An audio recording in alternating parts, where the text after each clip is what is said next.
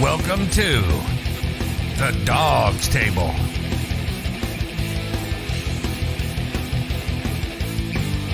Hosted by Craig Fountain and Jared Fatty Bates. Get access to special guests.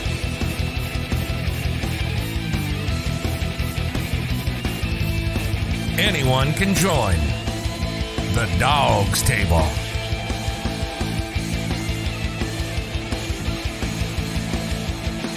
Find the link to join the show in the comments when we go live every Tuesday at 8 p.m. Eastern on YouTube, on Facebook, on Twitter, on Periscope, and everywhere on the Big Play Network.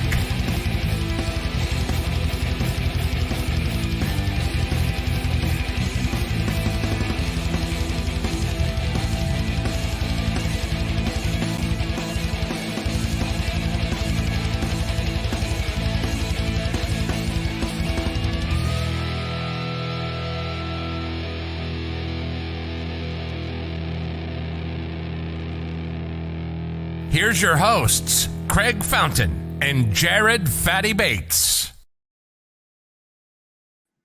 What is going on, everybody? I am that fat guy, Jared Fatty Bates, and we have a very, very special show for you today. And I got to bring in my co-host for today. I got to bring in the Browns Huddle Podcast, Jason Hand and Mikey P. Welcome to the Dawgs Table, boys. How you guys doing? Excellent. How are you doing, man? I'm doing great. Jared. Are you guys ready to talk some Browns with us? Let's do it, man. We're always ready to talk some Browns. That a boy. So, for our show tonight, we're going to get into the recap of the Chicago Bears game. We're going to look ahead to Minnesota. And there's a few other wrinkles and special things that we can have. But also, I just put out the link in the comments. If you guys want to join us here at the Dawgs Table, Jason, are you on your laptop or your phone? I am on my phone. If you turn your phone sideways, you get a full screen. That You way? should get a full screen. Get the auto rotate. What is it? But that's okay. So if you guys want to join in, the link is in the comments. Join in. Talk to us about the Browns. Norman is here already. Norman, what is going on, brother? How you doing? We are 2-1, and you know something? Might as well just get into the Cleveland Browns win over the Bears. They won 26-6. You guys just got done with your show on the Browns Huddle before you came on here. I got done with my show. So we should be primed up, ready to go for this one. So what were you guys' recap over the game against the Bears? What was your guys' biggest takeaway? Defense. What about you, Jason?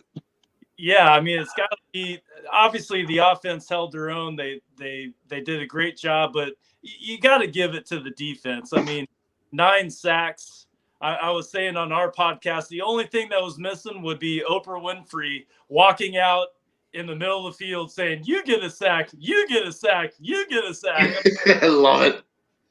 They never made Justin Fields was never comfortable. He was always running for his life, and my gosh, I felt bad for him after a while because the defense just dominated the whole entire game. Well, I blame his coach for that one because, you get an athlete like Justin Fields, you put him back in the pocket, that's what happens. Go ahead. You can't have, an athletic quarterback, no design rollouts calls were made. There's a lot of issues with the play calling there, but the defense was just all over the place. 9 sacks. Jadeveon Clowney was almost as terrorizing as Myles Garrett was. Any other week, Jadeveon Clowney is probably your defensive player of the week. Yeah. Just so happened he's But you have Myles Garrett. right. So we have a little somber note right now, and I know Bob brought up my little brother passed away this Wednesday. The hugest Kareem Hunt fan, and he had been so proud of the way Kareem Hunt played. Go Browns. That is amazing, bud. And our condolences go out to you.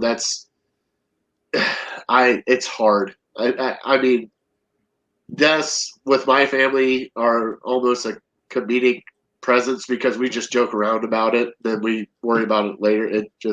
But that's awesome that Kareem Hunt went off the way he did. I mean, 165 total yards. Chubb had 22 carries for, I think it was 84 yards. Yeah. So they kind of neutralized Chubb, but Kareem Hunt came out. And I was telling this to my co-host, Big Bry. I think it was Raekwon Smith that got in his face after the first tackle for only like a yard gain and started chirping at him. Raekwon, thank you so much because you just pissed him off, and look what happened. He just ran all over your ass. You woke the beast. You woke him. So we do have a guest in the dog pen. So for you guys that don't know, the dog pen is in the chats or in the lower half, and we bring them in. So we have our best guy, Norman. What's going on, Norman? How you guys doing there? We're doing great. There you go. Here we go, Brownies. It's Victory Tuesday here in Cleveland. Watching that game. Oh, hey, I'm out of town right now for my job in Phoenix, and I got my alarm set, so we're getting ready to go on the air. I'm ready. Just so you know. Oh, we love it. Thank you. Yeah. But first of all, no, there's no feeling sorry for Justin Fields. I'm sorry, because if that had been the other way around and that was a Cleveland quarterback getting destroyed, there'd be all kind of memes and jokes about it all over the internet. So I have zero pity for anybody that's not in a Browns uniform. It's unfortunate. It's unfortunate that it had to be his first start, but I know he looked the same way. All right, Norman, I love you. I'm sorry. Defense, He was breaking up in my. Was he breaking up in you guys? Yeah, he was breaking up pretty choppy. I was getting ready to say, I tweeted this on Sunday. Justin Fields is going to be a great quarterback for the Chicago Bears. It's just not going to start today. Correct. No. Right? I mean, Well, you figure his coach would help him out a little bit, but he didn't. Yeah. Oh, I don't know.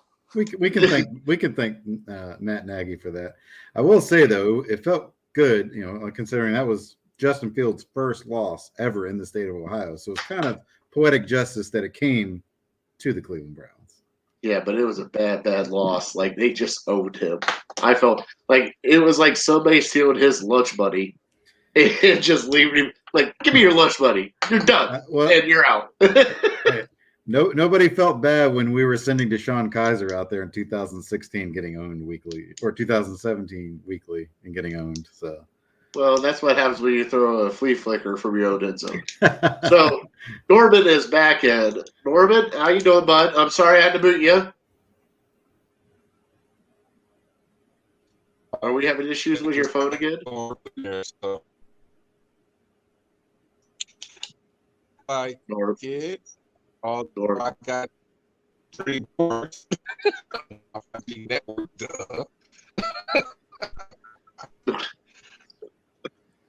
I'm sorry. I have to. It's just, Norman, but I am sorry. You are amazing. Please try back because it is just so sketchy where you're at. I don't know if it's the service or your connection. Did he say he was waiting for a flight?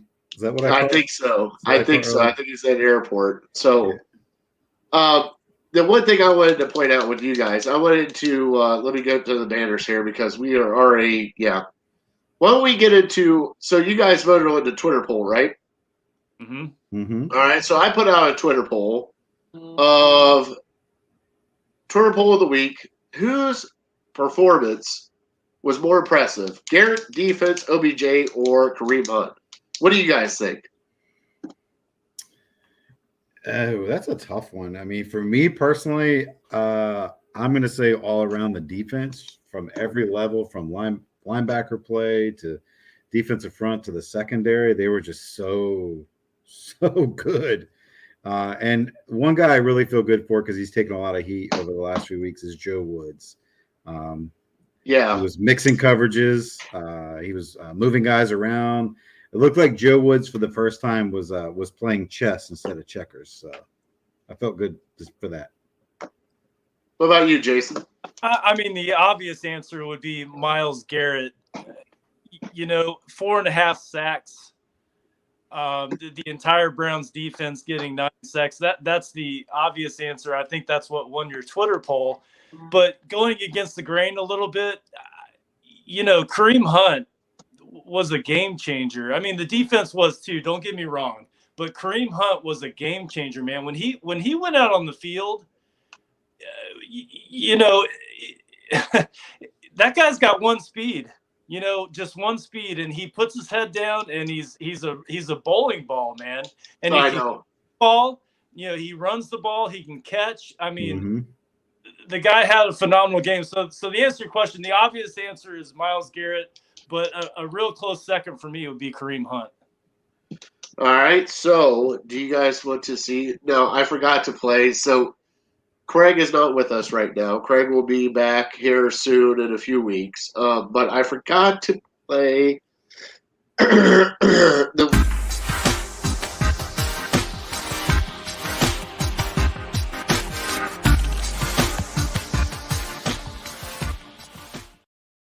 I forgot to play our video. So, on that note, I mean, this happens. It's a live show. That's what happens. So, you said Garrett. What about you, Mikey? You think Garrett won this overall? I mean, the way the fans were chanting his name. Oh God! I'm gonna say. I still got goosebumps.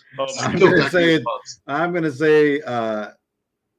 When your poll went up, everyone's jacked. Miles, tweeting out that's the plan to stay, retire as a Brown. Like, it's gonna be Miles.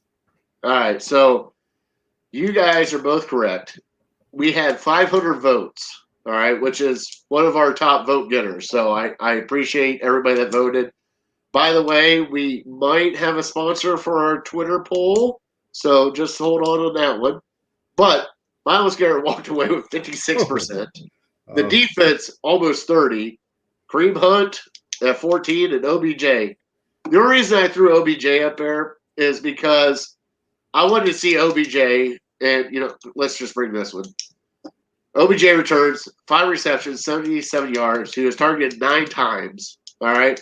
But it was nice to see it was seamless. It wasn't like it was forced. Now, granted, there's a couple of times that I thought Baker on a couple of those sacks was looking further downfield for OBJ to get open. Mm-hmm.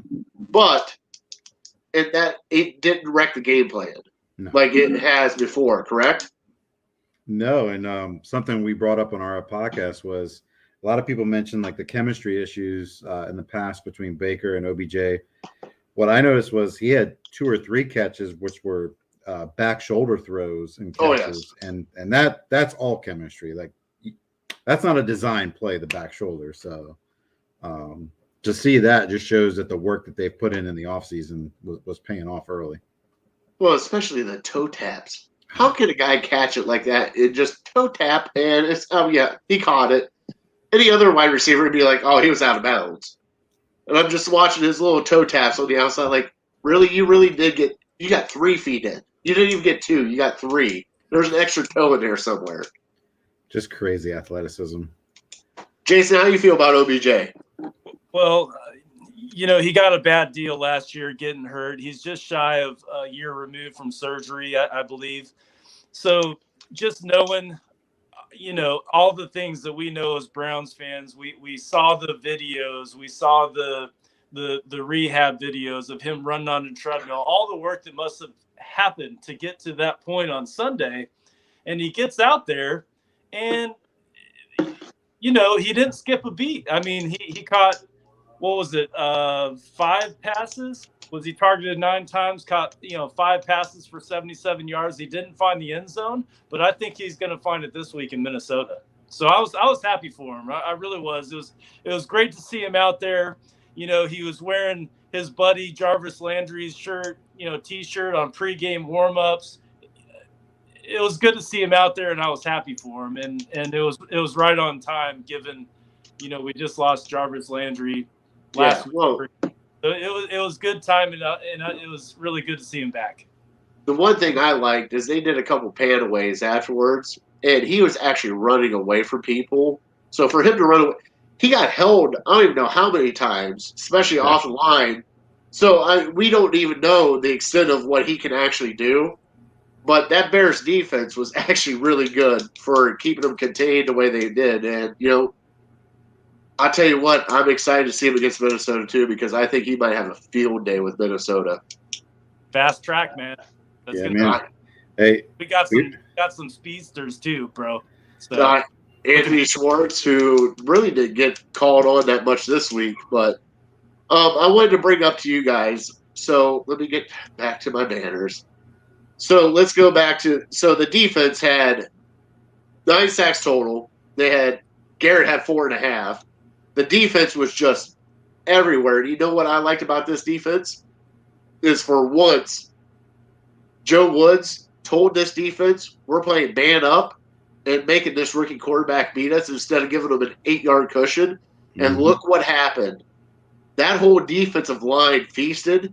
And I'll tell you what, yes, Myles Garrett, great day. The other person that had a great day, our second-round pick, Jeremiah Owusu-Koramoah. Woo! As we like to call him here. What do you guys think about Woo? Oh, man, he's special. He's like a Swiss Army knife too, man. I feel like you could line him up anywhere. At some point, I think you're going to see him rushing off the edge. They can put him anywhere. He's just a special player. I really when we were going into the draft last year, I started digging into Notre Dame highlights, and I was like, he stood out on film. Like you're watching it, and it's like this guy pops on film. And watching him as they're slowly introducing him and giving him more snaps on defense, like every week he's making key plays and he's electric and he doesn't miss tackles. And when he hits you, he lights you up for an undersized guy. He's not hitting you in in a light manner. Like he's lighting people up.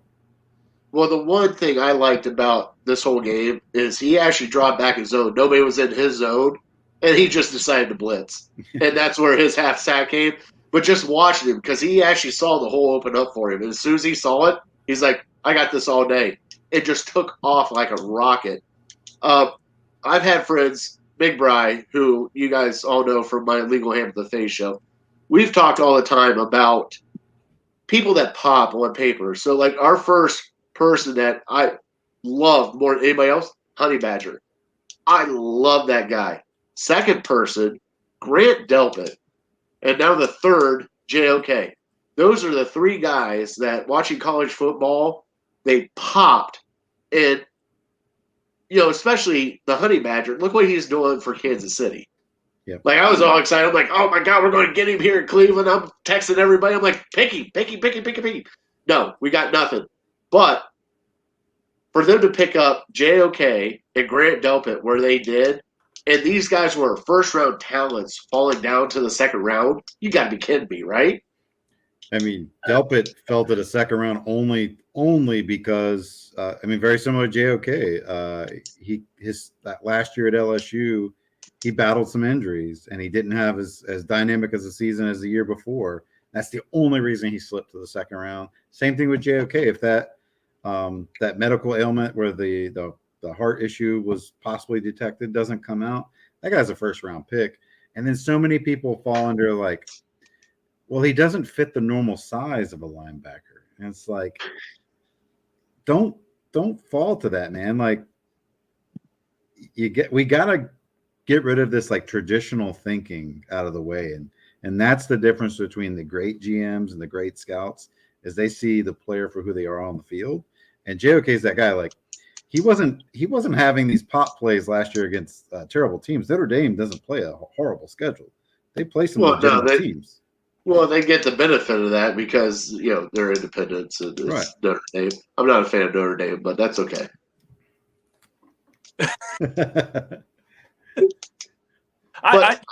JOK, his football IQ must be through the roof because he's on such a fast track to be a great player, not only for the Browns but just in this league.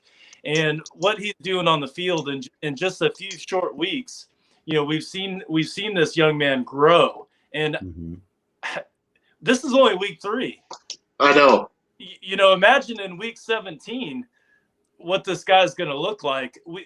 We're lucky to have him. I mean, he slipped to the second round. We got him. It was entertaining on draft night. I mean, everybody was so excited when we picked him. And hey, he's on our team. He's a Brown. And I'm looking forward to seeing the growth of this guy. What's really funny is when they drafted him, my kids were asleep.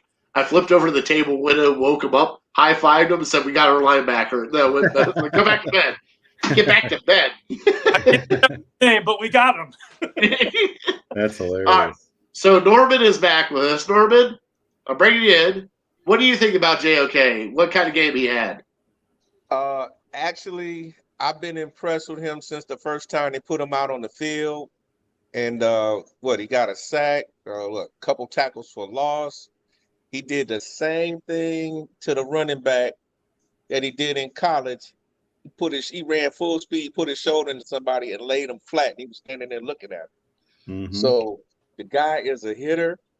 He's sideline to sideline. He's got good instincts on where to take off for his blitz. And I mean, it's just phenomenal. I was so surprised when I saw him flash into the screen right when Miles was reaching reaching for Fields. They both got there at the same time. I was like, oh, well, that's a half a sack.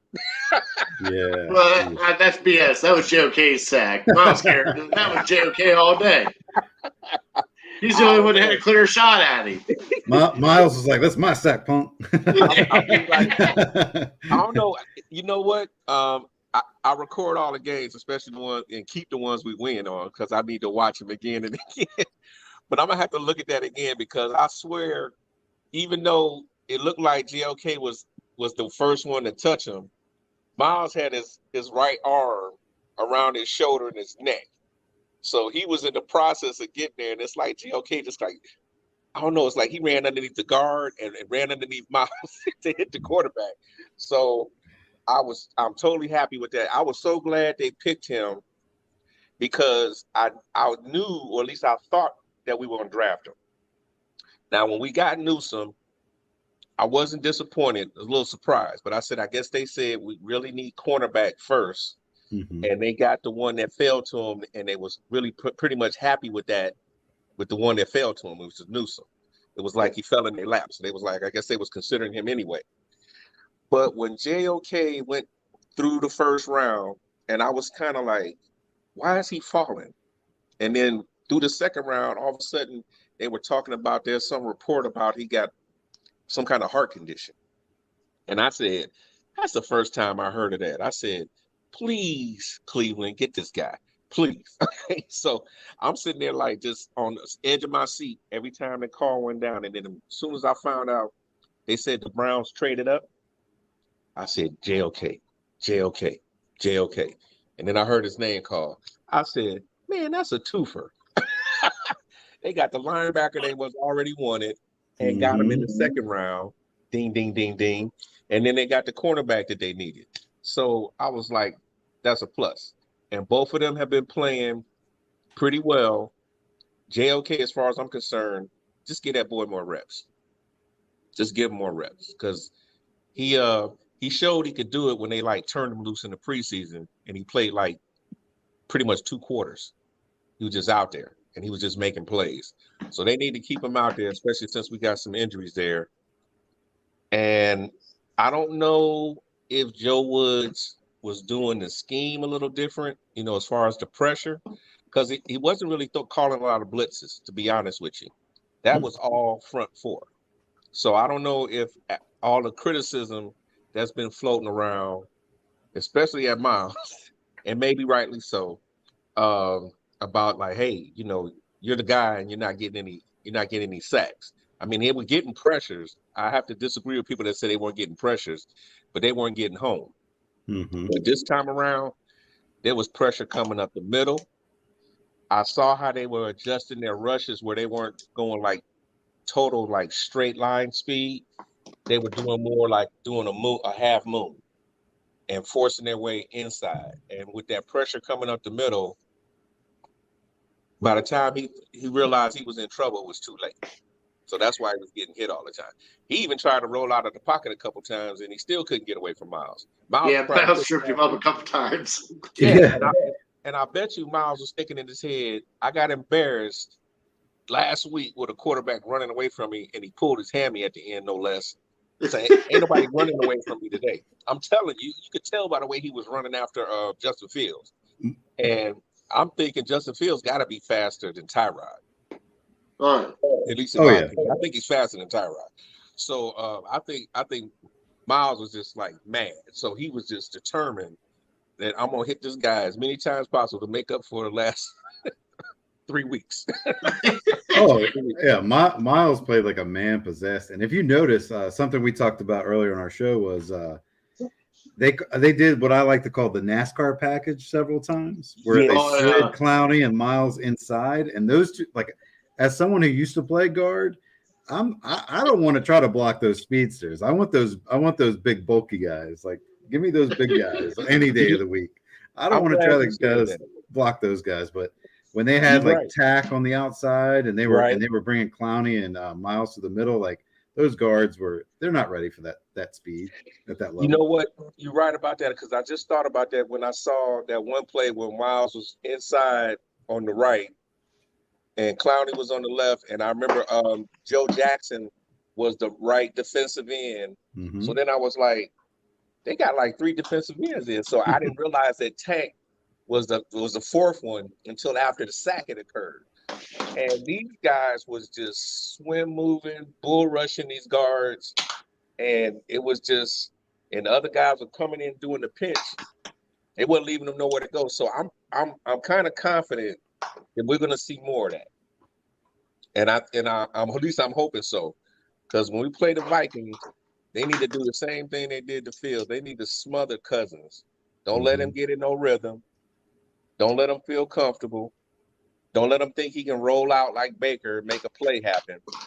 They need to put him on the ground, trip him up, or smack him. All right, so I guarantee you that's what's got to happen. So, Norman, we have a very, very special person in the dog pen right now. Oh, you ready for this? Yes, I'm ready. The man from Big Play himself, Big Play Dave, is joining us now. Oh. I don't really need an intro, man. That's all right. I know you don't. I mean, look at the new studios you got. Kudos to that. Look at that place. Yeah, it's coming along. That's nice swag you got going on back here. I talked to your painter. I said, hey, I need a picture too. Yeah, man. Check this Miles one out, man. This one's sweet. So Cody drew this, and this is like, I don't know if you can like see it. But... Hold on, I'm zooming in on you. I gotta see this thing. Oh, I like that. Oh, wow. Yeah, it's sweet. It's sweet. I love the hover helmet too. That's a plus. Yeah, that was pretty cool. Norman, I heard you talking about JOK. I think Andrew Berry was at the combine like, hey, this guy might have a heart condition. What do you guys think? Obviously not. Right? Yeah, no kidding. You know what? When that rumor went around and apparently he was falling because of that reason, I know he turned around and said, we already interviewed this kid. We interviewed his coaches. That wasn't an issue. And we got tape on him. We know what he can do. So they just said, we just gonna go for it. You know, we just gonna go for it. I tell you when they figured out they were going to draft him. It was last year. I think it was Notre Dame was playing Clemson in the bowl game. And they were showing that video of JOK, and he was talking about how he uses physics to tackle. So because he's a hard tackler, like he hits. Yeah. And he was talking about it, and he's like using physics. And I was like, you got these 2 Harvard guys, and Stefanski and Andrew Berry. I'm like, that's our guy. That's our guy. And you know what? You're probably right. They were like going, oh my God. It's like talking to one of our classmates. Yeah, we need to put him on the defense. It was like that movie with Matt Damon. This guy's over here quoting Gordon Wood. We're gonna take him. We're taking him. He needs to hit violently like that. Because he's not that big of a guy. But you got No. Kareem. He see, runs that- like Kareem. He runs like Kareem Hunt. But that's the beauty Violent. of it. I mean, they say speed kills, and he may not be like thick like your typical prototypical linebacker, but as fast as he moves, and evidently he's stronger than what he apparently looks for his body frame. You put all that together, and that's what's doing it. Because like I said, speed kills. So if he's moving faster or as fast as the target, there's going to be a violent collision. Well, you know what the nice thing is? I got all you guys here. Will you guys join me in the Dog of the Week? Yeah. Yeah? All right. Let me because I got a special announcement coming up. So give me 1 second to find our video because, yeah. Is it going to play?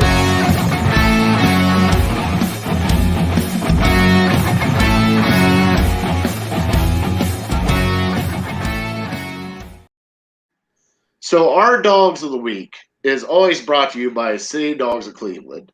And we have a special announcement coming up. It will be at their Top Dog Tailgate back for months. Jason, are you going? I'm seriously thinking about it. You got to come. I need a special guest host. Do you? Yeah. Okay. There it is. I'm going to get out of here before you put me on the spot. Yeah. No. Well, he's in Virginia. You're like you're 10 minutes away. He's got to prepare. No, the reason why is the Dogs Table has partnered with City Dogs ever since the Western and Summit tailgate for the Cornhole tournament. And we do a Dog of the Week. This dog this week is Snoop, as you can see right there. Let me remove all.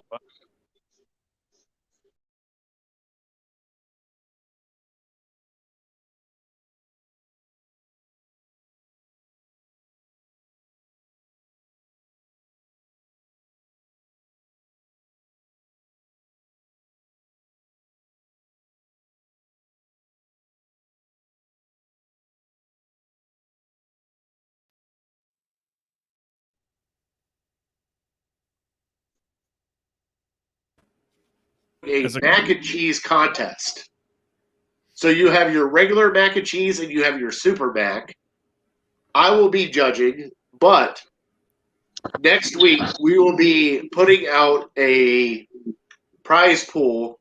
We are giving 3 people a chance to come hang out with us at the mac and cheese for months. And 1 special guest judge. So, if you guys want to do it, hit us up in the comments.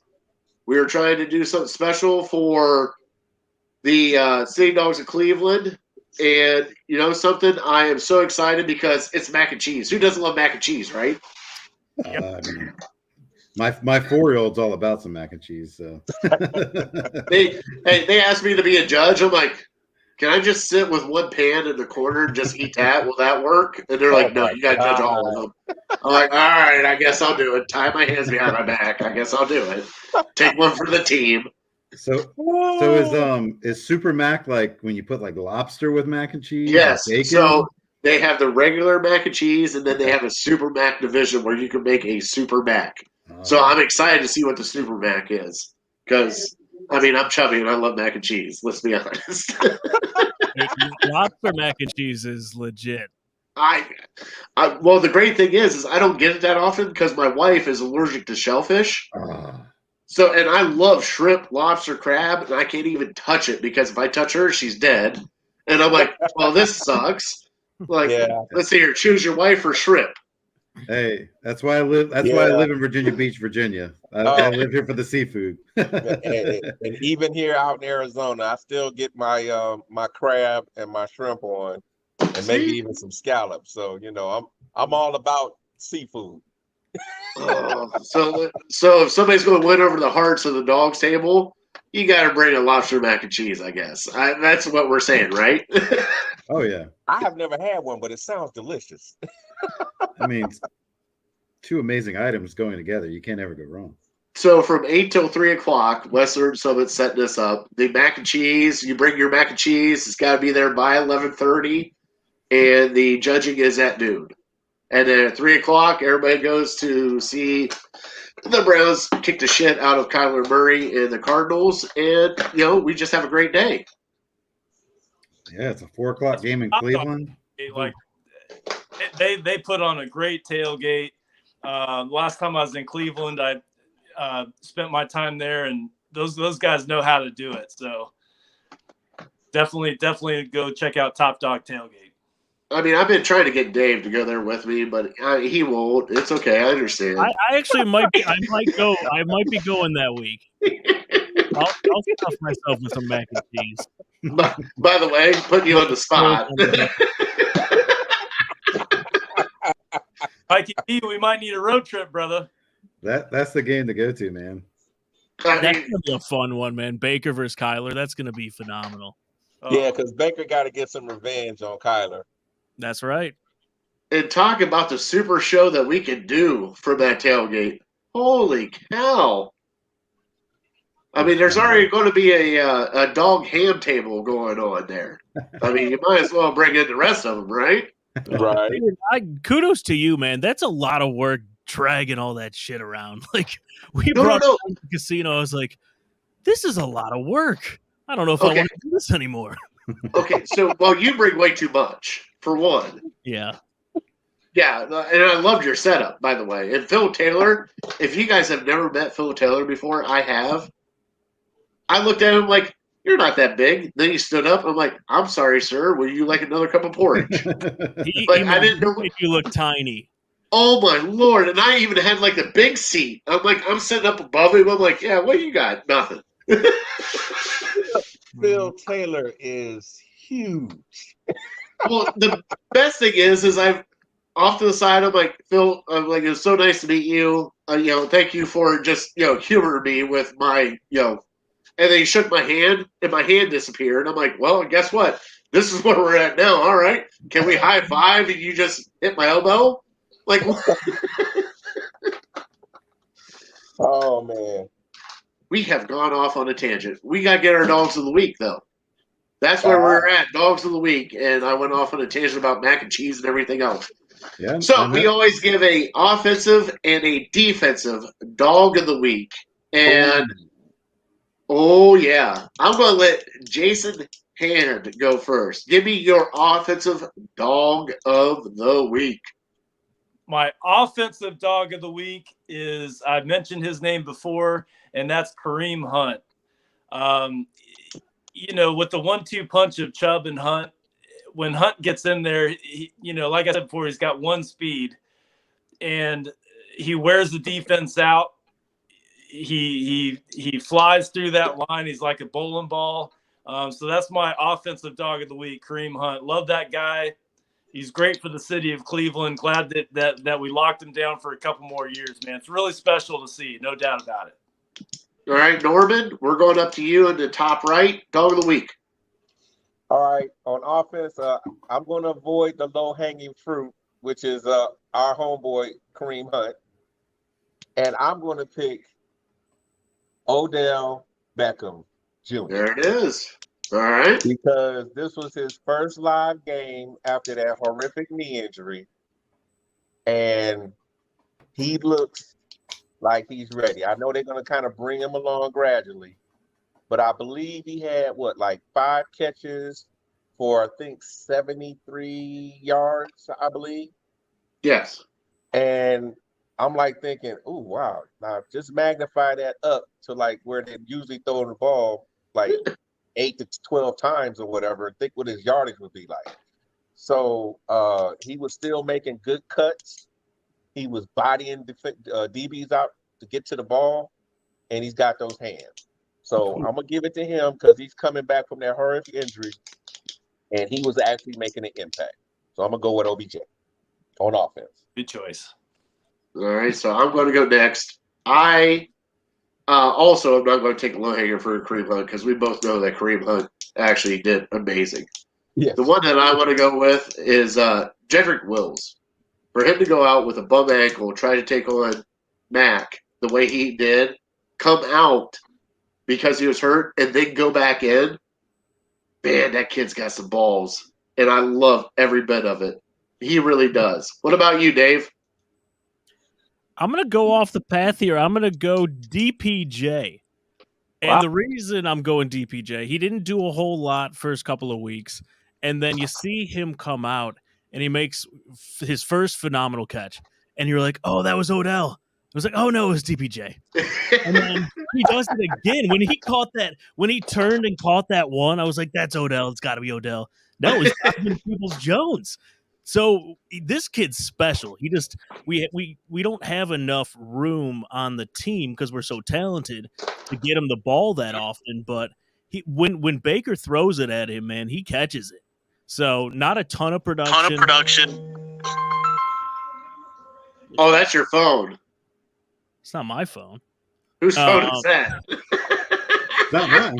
I don't know. But yeah, I'm going DPJ. It was your phone. All right, Mikey. Not my phone. I'm gonna go way off the path here, and I'm a fan of kickers, so I'm gonna go Chase McLaughlin, making a 57 and a 52-yard field goal. He now holds the record for the longest field goal kicked at First Energy Stadium by a Cleveland Browns player. First kicker to kick 2 50-plus yard field goals since the great Phil Dawson. So my dog of the week goes out to Chase, man. All right, we are going to go back with you for the defensive dog of the week. Ooh, defensive dog of the week. I'm gonna talk about a guy that didn't show up a lot, but he was in position to make a lot of plays. I've been on him for a couple of years now. I'm gonna say Mac Wilson played his best game as a Brown last Sunday. Oh, all right. Dave, back to you. Almost had that pick. He's getting better. He's had a rough go over the last couple of years, but he is definitely getting better. And he's trying. All right, so your defensive dog of the week, Dave. It's tough not to go JOK. We were talking with PFF guys last night, and the dude was all over the field. Like Norman, I think you were talking about it earlier. He just runs 1,000,000 miles per hour. He's all over the field, and it's exactly what you want out of a linebacker. Like, especially in this system, just like go fly around and make some plays. So he was doing that. You know, he had decent stats. I think like 3 tackles, half a sack, couple knockdowns. So JOK played a phenomenal game out of the linebacking crew. All right, I will go next, and I am going on our quarterbacks, Greg Newsome and Denzel Ward. Granted, yes, low-hanging fruit is Myles Garrett getting 4.5 sacks, but the only way that he could do it is if those guys did not shut down the outside and the slot receivers. Might as well throw in Grant Delpit on that one because I guess Grant Delpit played a lot of slot covering Allen Robinson. So those guys right there, we finally got to see a Woods defense with only 2 linebackers and all the safeties. And I'm telling you what, I kind of like what I see, especially with JOK, Delpit, Harrison, and John Johnson out there. So, Norman, what about you, bud? Well, I was going to say Grant Delpit, but you got me. Yeah, and I'm not gonna pick the low hanging fruit because we all know that Myles Garrett had a record breaking, awesome performance. That's just too easy. So I'm going to pick his edge rushing mate, Clowney, because everybody kept cracking on about how he doesn't really get sacks. You know, he does play good in the run, but he doesn't get sacks. And he was getting sacks. So he was getting sacks. He was nailing for tackles for a loss. He upped his game up at the same time. And both of them doing that together was bad enough until they went into the NASCAR package, or as I like to call it, the Greyhound package. I love it. We're dogs, so it's the Greyhound package. There you go. And the rabbit was the quarterback, and they was having rabbit stew all afternoon. Yeah, I love it. All right, Jason, what about you? My dog of the week. Can we pick a coach? Sure. Yes. Yeah. So my dog of the week would be Joe Woods. Last week he Browns Twitter had fire Joe Woods all over the place. He got a lot of heat. Since week one. Huh? Since week one. Week one. And this week he released the dogs, man. He let them out of the kennel and did a phenomenal job, scheming against Justin Fields and created pressure on him all game. He was not comfortable, not even a little bit. And so my dog of the week for defense, Joe Woods. All right. So you know what the great thing about this is we're going to follow this up with offensive key to the game next week against Minnesota Vikings. You have, well, I'm not what Dave, what all of us. There we go. Sorry, bud. All right. So you have Minnesota coming up, and it's Stefanski going back home against Zimmer and Kubiaks and all that. What are you guys most excited to see about this Minnesota game coming up? Let's go, Mikey. I'm excited because I want to say this is definitely the first time we've seen this offense on a fast track indoors since at Dallas last year. And I remember that game, how explosive the running game was and how many big plays Jarvis and Odell had that game. So I expect a repeat performance of that last year, seeing this team on a fast track indoors with perfect weather conditions. All right, Dave, what are you expecting to see out of this? I want to say like an air raid, but I think it's going to be if Dalvin Cook is healthy. Is he going to play? Have they said that yet? I don't think so. It's still questionable. Still questionable. Yeah, I think if he plays, I just want to see Nick Chubb just prove that he's better than Dalvin Cook. Or Kareem Hunt. Doesn't matter. Doesn't matter. So I would like to see ground and pound, a lot of tight ends, a lot of running backs in this one. Might not be super high scoring, but I would love like a 21-7 win. All right. Well, what about you, Jason? I want to see Baker Mayfield shine this game because I think we're going to need him to. I actually predict this to be a high-scoring game, so I think we're going to need to see a lot of offense from Kareem Hunt and Nick Chubb. Baker's got to shine this week, and I think he will. I think he's going to put up a lot of points on the board, so I look for Baker to have a real good game in Minnesota. All right. And it's my turn, right? Yeah, it's my turn. What am I doing? I want to see Nick Chubb actually go off for more than 100 yards. I'm tired of seeing Nick Chubb around 82, 83, 94, 96. Give that man the ball and let him go because I think this is the defense you can actually do it with. So, on that note, Norman? I'm kind of going to chime in behind you. I do want to see the running game dominate. And what I also want to see is, particularly for Njoku, I want one or more of those tight ends to go off. I think they can be used even more than they have been as far as whether it's getting the first down or in the red zone. And I want to see one of them, I say, get maybe like at least 6 catches for about 90, 95 yards at least. All right. So let's bring it back to everybody. So we have a defensive side with Myles Garrett now in the lead. I think he's in the lead, right, Dave? As league leader of sacks? After 5.5. Yeah. Yeah. So, well, we have problems with Dave. It's ironic that he's the league leader, considering I believe Chandler Jones had 4 week 1. I know, and he got 4.5 now. But what are you guys looking for on defense? Because me personally, for the defense, I'm expecting some turnovers. I want to see at least an interception, maybe 2 or a fumble. I want to see turnovers now. We've seen the sacks, we've seen everything else. You're going up against a very good running back and 2 very good wide receivers. I want to see you pick the ball off at some point in time. The only reason why I say it is because Kirk Cousins, I'm going up against him in fantasy football, and I want somebody to get an interception. So, Mikey, what do you Mikey, what do you want to see on defense? I want to see because it sounds like Greg Newsome is probably not going to play this week. I want to see how Greedy Williams does stepping in for Greg Newsome this week.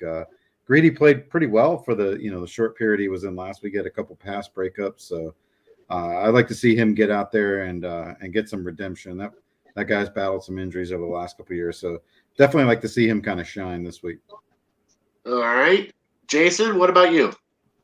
Well, to your point, Jared, Kirk Cousins hasn't turned the ball over yet this year. He's been sacked a couple times, but he has not thrown an interception. So I'm with you on that, man. I'd like to see an interception from the Browns defense. I want to see him uncomfortable in that pocket. I'm not expecting 9 sacks again, although it'd be fantastic if we could do that. But I'd like to see him on his back 3 or 4 times and definitely a turnover, an interception. All right, Norman?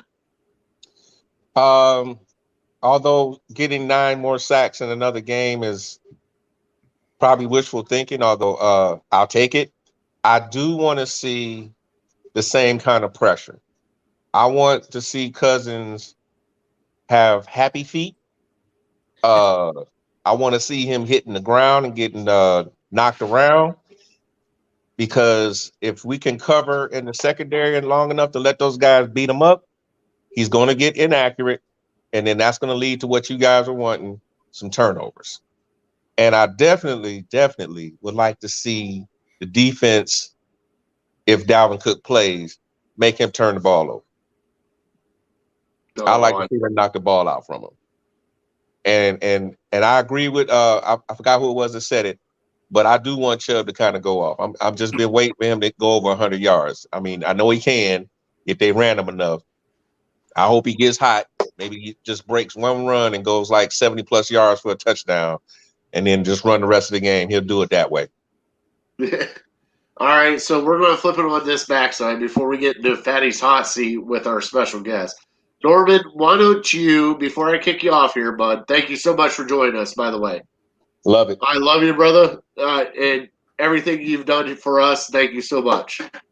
What are your predictions for the Cleveland-Minnesota game on Sunday?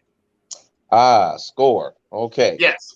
I'm going to go with 31-17. 31-17, Norman. All right. Thank you so much, bud. I will catch you on the other side. All righty. Safe travels, brother. Thank you. All right. Have a good night. All right. Go Browns. Go Browns. And look at that. Jason's on there now. Let me bring everybody else back in. So, Mikey, Jason, thank you guys so much for joining the Dawgs table. It's always oh my God. Jason, we've talked about this for since last year of doing a show like this. And I finally got you on this one. I haven't got you on mine yet.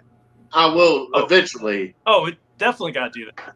I know. And same with you, Mikey. So just be forewarned. There's going to be text messages. I got your number now. Oh, yeah. Right. You're not blocked yet, so. Good, because I'm going to stalk you like Hannibal Lecter. All right. So, but guys, give me your score predictions for Cleveland versus Minnesota. Well, Jason, what do you think? I think that the Browns are going to win 34-28. I see the Browns getting 4 touchdowns and Chase McLaughlin 2 field goals. So 34-28 Browns. Okay. What about you, Mikey? I'm calling it Browns 30, Vikings 27. Wow, you're keeping a close game.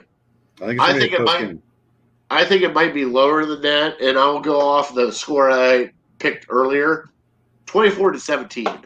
I think it might be a lot lower than what people think, because I think the defenses are actually going to show up.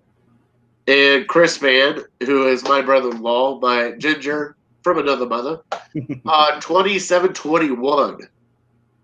So, I mean, we have everything going on here, but I want you guys to stick around to hear Fatty's hot seat. If you guys have never seen Fatty's hot seat, you guys excited? I'm excited. Definitely.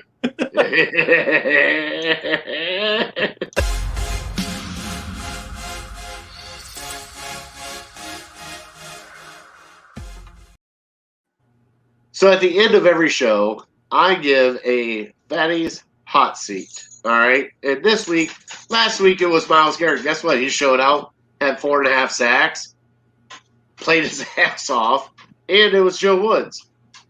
This week, guess what, guys? I'm looking at the tight end room. I need Hooper, Bryant, and Njoku to step up big against Minnesota because I have a feeling that the middle of that field is going to be open. And my other hot seat, I got to go with special teams. I got to go with Demetric Felton. You played great last week. I need you to return one to give us some positive field because I think you returning one to give us a positive field wins this game for us. So, on that note, let me bring back in all the cohorts. What did you guys think of Fatty's hot seat? I love it. Love it. All right. See, you guys are just smiling. Everybody's Love good and happy. All right. So, Jason, Mikey P, tell them where you can find you at. Go ahead, Mikey P. You can find me on Twitter at MikeyP422. And you can find me at Browns Huddle. And Mikey P and I, is it okay to plug our show? You can plug whatever you want to plug. Awesome, man. Look at his face. You act like his face cares. Plug whatever you want to plug. So Mikey P and I host the Browns Huddle podcast. You can find us on Twitter at Browns Huddle Pod. We have our podcast that drops every Wednesday wherever you listen to your favorite podcasts.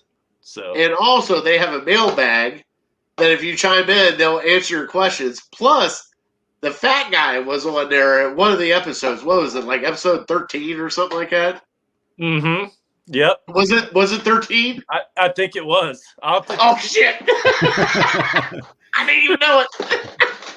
But seriously though, Mikey P, I'm gonna put you on the spot, man. We got to take a road trip to go see Jared in Cleveland for a Browns game because he knows all the spots in Cleveland. We'll be fed well. He knows, right? I mean, of course. You think I'll let you down? No, that's what I'm saying. I'm Mikey P. Let's do it, bro. I think we need to do. I want a cold weather game. Like October 17th. There's mac and cheese here. You can eat mac and cheese all you want to. Like, I'm sorry. Here, do you want me to put it on a plate for you? Here you go. Here's the plate. It's mac and cheese. Come on. We're coming up for a game. It's happening. I mean, we could have casino night at Jack's Casino. Oh, and we could have other nights too. That there's some places around here that. I mean, hold on. I do have to ask, Jason. Do you have a dip in? No. Oh, I thought you had it looks like you have a dip in. I got jealous. No. I did not have a dip in, no. Oh, I'm so jealous.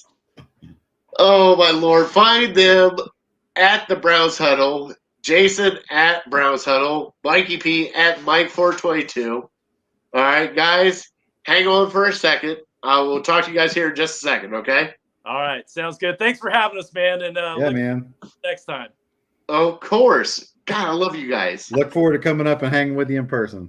Dattaboy. All right. Go Browns.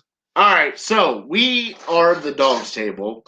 I can't thank everybody enough. Dave for showing up, Norman, Jason, Mikey P. Oh my God, this is a great show. I'm sorry I got flabbergasted. It was a lot of people to kind of do everything else, but you know something? At the end of the day, as we always say on this show, go Browns. See you guys next week at 8 o'clock. Good night.